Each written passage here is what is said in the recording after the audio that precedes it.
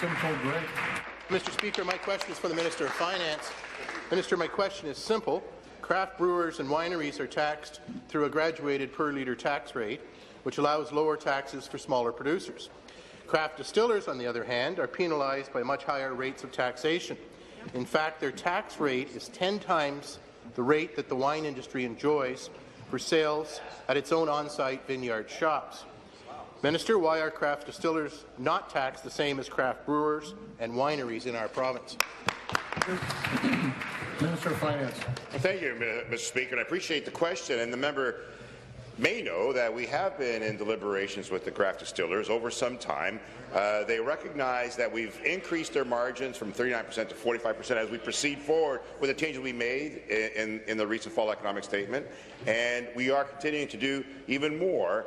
But it's critical that even members of the craft distillery industry have welcomed the changes that we've made and are encouraged by the steps that we're taking going forward. Thank you, Mr. Speaker.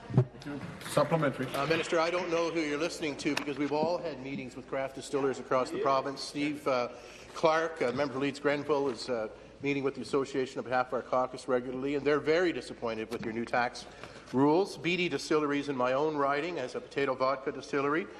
Their choice now is they can, and watch this, folks, they can either pay 139.7% markup to the LCBO to sell their product, or a 61.5% sales tax recently added by your government. Those are the highest taxes in the entire nation. BC allows the first 50,000 litres to be sold tax-free with no provincial tax. That's what they're looking for, a model after the BC model. If BC can do it and support BC farmers and BC products, why can't we do the same in Ontario? Thank you. So, Mr. Speaker, Seated, please. Thank you. Minister. and these seems to be alternative facts that are coming from the opposition, and I'll tell you why. We actually I'm going to caution us against using any of those kind of catchphrases that we're adopting from some other place. So let's just keep things. Let's just keep things on the parliamentary level, please. Well, Mr. Speaker, I'm just trying to remind the member opposite of the facts. And the facts are we reduced the overall tax rate for craft distillery in the last go-around. And we are looking at graduation going forward, similar to what we've done with the wine industry, for example, Mr. Speaker. Those discussions are on right now. And they've always recognized that we were proceeding in that form.